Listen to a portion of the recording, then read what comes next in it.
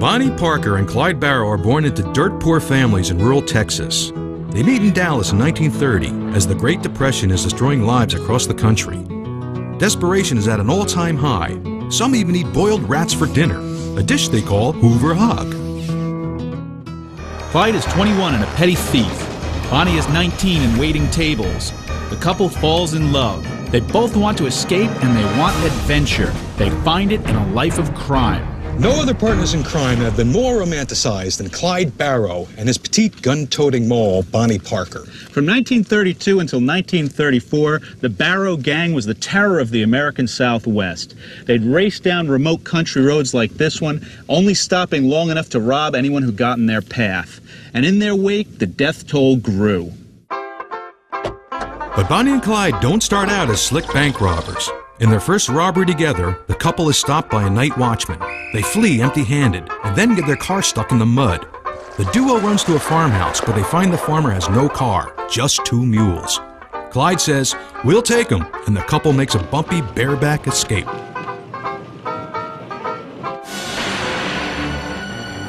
They get better fast. They rob banks and armories from Kansas to New Mexico. The FBI isn't a force until 1935, so Bonnie and Clyde hit border towns and slip across state lines where local cops can't follow. Their getaways are not always easy, and in 2 years, the Barrow gang kills 12 people.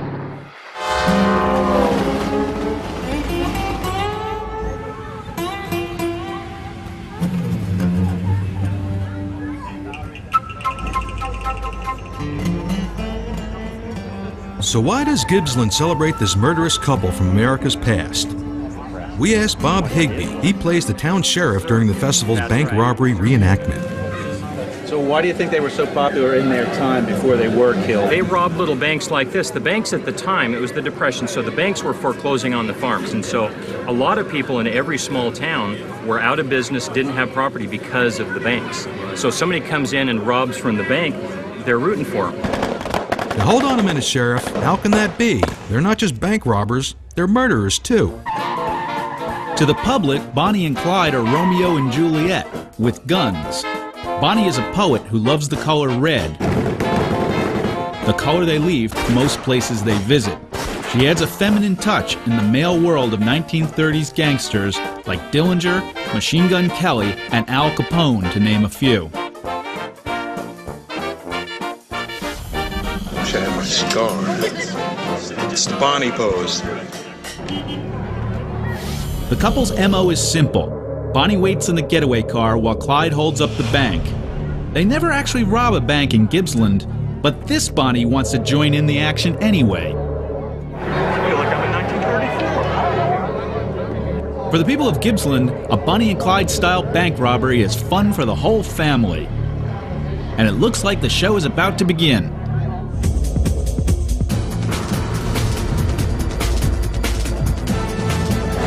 Here they come.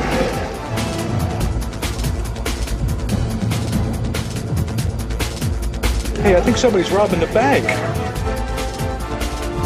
Who do you think's gonna die first?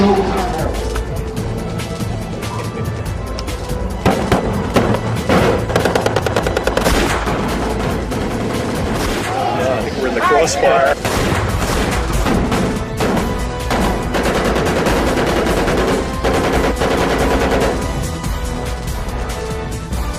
You murdered him!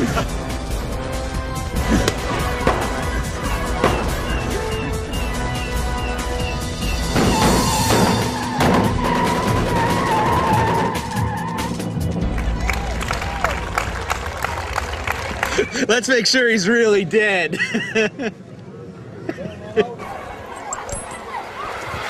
Well, they sure know how to throw a party here in Gibbsland. In February 1930, Clyde is sentenced to 14 years of hard labor for burglary and sent to Eastham Prison Farm in Texas, a place inmates nicknamed Burning Hell. Here, Clyde is viciously beaten and tortured by both the guards and inmates.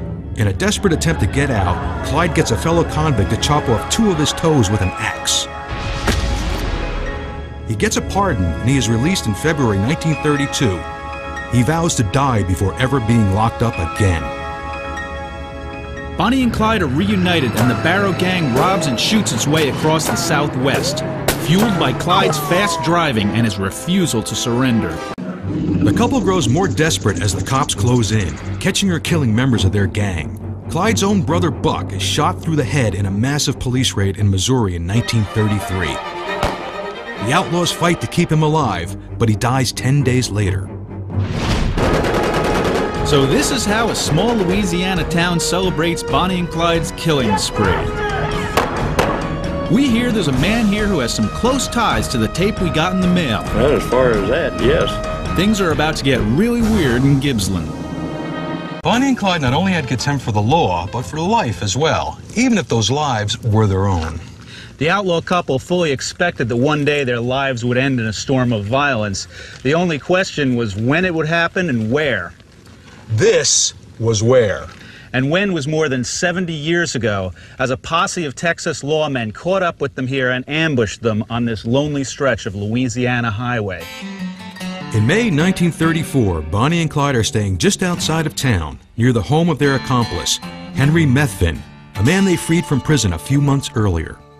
Meanwhile, the police offer Methvin a pardon when he agrees to let them use his father's truck to lure Bonnie and Clyde into an ambush. It looks like the entire town of Gibbsland is here to see the famous ambush. Even the Boy Scouts. Clyde Bear is roaring down the road in his 1934 Ford. What brings people out here year after bloody year? It's Clyde Barrow! It's Barrow, for sure. Having a little trouble with the car here. Truck. Having a little trouble here.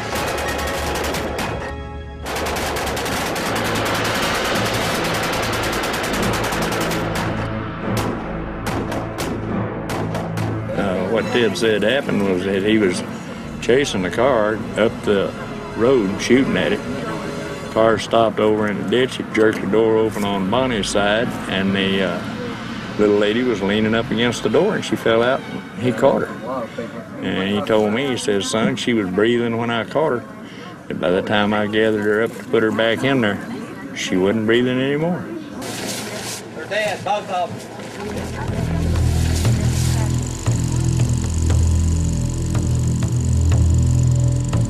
Boots tells us that it's his father Ted who shot this footage. After he shot Bonnie and Clyde, that is. For the townspeople of Gibbsland, then and now, this is rubbernecking at its best. Are they really dead? You're really dead. You're as dead as you get. In 1934, people do more than gawk. They swarm Bonnie and Clyde's corpses, scavenging for souvenirs. They cut off scraps of their bloody clothing and locks of Bonnie's hair. One man tries to cut off Clyde's trigger finger before the cops stop him. I guess crime doesn't pay. The end of Bonnie's poem reads, Someday they'll go down together and they'll bury them side by side. To few it'll be grief, to the law a relief, but it's death for Bonnie and Clyde.